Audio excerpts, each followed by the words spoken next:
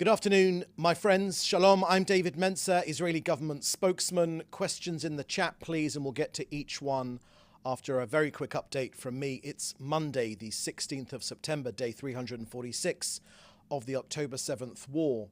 To start with an update from COGAT and their work coordinating aid into Gaza. As of the latest COGAT figures, 1,018,000 tons, that's 1,018,000 tons of humanitarian aid have been delivered into Gaza on 51,500 trucks since the start of this war. You can get all the details of Israel's humanitarian efforts on COGAT's website. On baby food in particular, and baby care units and nutritionally rich food, especially for babies, packages are continuously entering Gaza. Just last week, 2.5 tons were facilitated into Gaza. And Thursday saw the third and final day of the vaccination campaign in northern Gaza, where 6,400 children were vaccinated just on that day. But in total, 559,000 children were vaccinated across the entirety of Gaza during the entire campaign. During the daily polio assessment meeting with our partners at the World Health Organization and UNICEF, they both expressed a great appreciation for our efforts and coordination. As we always say, Israel will continue working with our partners to facilitate humanitarian aid and medical aid and their responses needed for the civilian population in Gaza. Hamas wanted a famine, Israel prevented one. Hamas wanted a polio outbreak, and Israel has prevented one. So that's the end of our briefing here today. I will now take your questions, which you should put in the chat, together with your news outlet. Okay, first question here I can see is from Jody Cohen at World is One News in India. What can you tell us about reports that Gideon Saar might be given a ministerial role? Thank you for that question, Jody. We won't be dealing with any of those political type questions during these briefings. No doubt things will become clear later in the day or after that, but we don't deal with those sorts of political questions here during these briefings, but thank you for asking. Next question is from Joel Pollack at Breitbart News. Can you kindly elaborate on the manufacture of weapons to be supplied to northern communities? The rifles are all made in Israel. Is this part of a shift to domestic weapons manufacturing to reduce reliance on foreign suppliers? And are the components and materials for the rifles also sourced in Israel? Thank you for that question, Joel. The government press office put out a statement earlier today regarding armaments needed to protect our people. During that briefing, that statement, we told about the Arad rifle. It's an Israeli-made rifle which takes the best of our experience and puts it into the manufacture of that weapon. For more information, I would put you back to that statement, which gives some of the figures, some of the details. That's about all I have to say on that.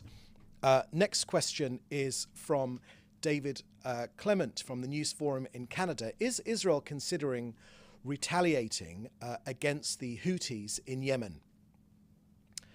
Thank you for that question from David Clement at the News Forum in Canada. At the start of yesterday's cabinet meeting, the Prime Minister said that we're in a multi-front campaign against Israel, against Iran's axis of evil, which is striving for our destruction. As you said, David, just yesterday morning at 6:30 a.m., the Houthis launched a surface-to-surface missile from Yemen at our territory. But of course, the Prime Minister made clear that they should know that we will exact a high price for any attempt to attack us. And I would just add that Forbes, using IMF figures, International Monetary Fund figures, lists Yemen as the 10th poorest country in the world. Just a reminder that Israel has no border with Yemen, no territorial dispute with Yemen. It is simply a matter of Jew hatred. Indeed, the slogan of the Houthis is "God is the greatest, death to America, death to Israel, and a curse upon the Jews, and victory to Islam."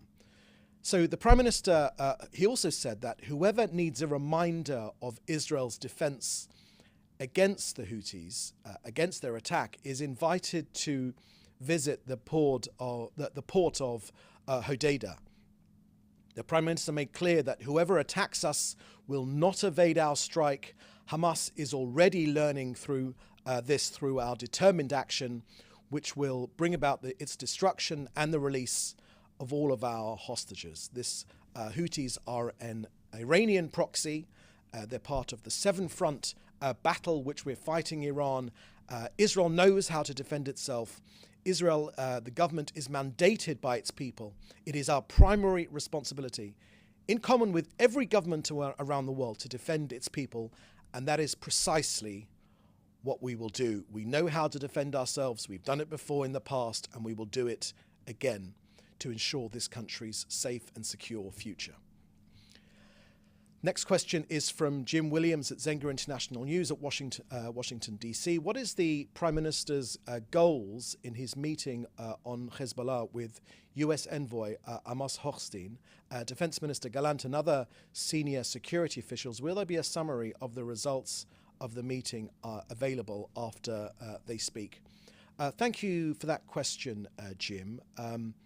I've told you about our response regarding the Houthis, but let me share with you our thoughts about what's happening in the north, because the Prime Minister also said yesterday at the start of yesterday's cabinet meeting that he had visited the north in the last few days. He said he was extremely attentive to the residents of the north. He speaks with them and with the heads of local authorities in the north. The government sees their distress. We hear their anguish. The current situation is not sustainable. The current situation is not sustainable. Now, this requires a change in the balance of forces on our northern border, and Israel will do whatever is necessary to return our residents securely to their homes. The government is completely committed to this, and we will not suffice with anything else, with anything less.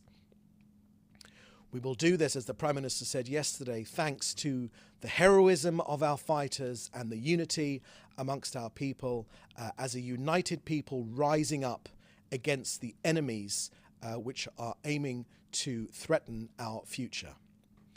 Now, I don't need to remind you that more than 8,000 rockets, UAVs, drones have been fired at us, often more than 100 a day. 63,500 people have been displaced.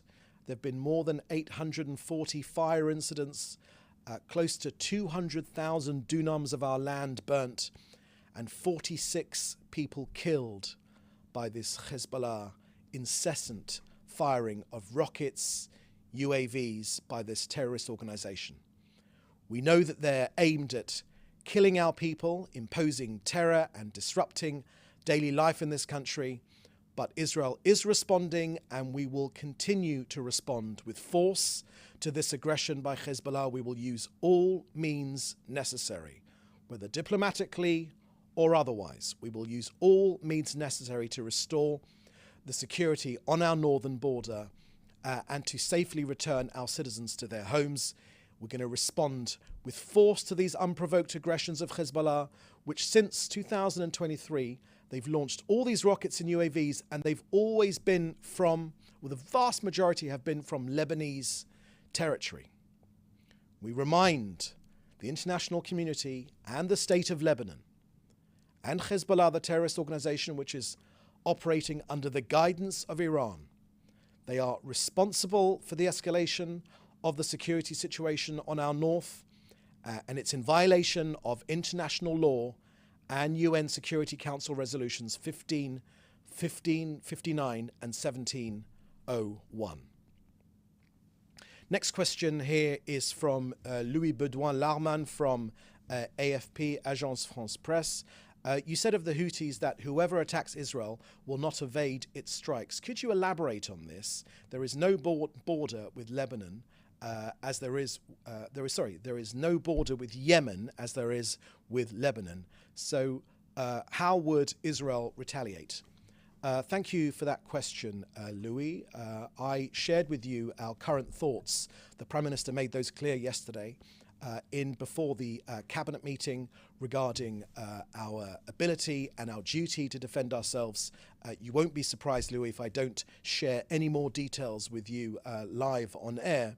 But be in no doubt, this country has a duty to defend itself, and that is precisely what it will do. Yemen are threatening global stability. They are threatening, the Houthis are threatening shipping stability. There is a ship currently on fire in the Red Sea, which is in danger of causing an environmental catastrophe. None of these are a sustainable reality. Israel has a duty to defend itself. We have no territorial dispute with Yemen, yet they continue to attack us. We know that Iran is behind this, and we know precisely how to defend ourselves. Okay, I think there was one more. No, are there any more questions? No, that looks like it's the last question for today. So thank you for joining us. The next briefing will be tomorrow at the same time, 3:30 Jerusalem time. So in the meantime, please do stay safe, and we'll see you tomorrow. Thank you very much. Bye-bye. Thanks for watching. Drop a comment below. Don't forget to like, share, and hit subscribe to stay updated with our latest content. Until next time, stay informed and inspired. This is Djobnik signing off.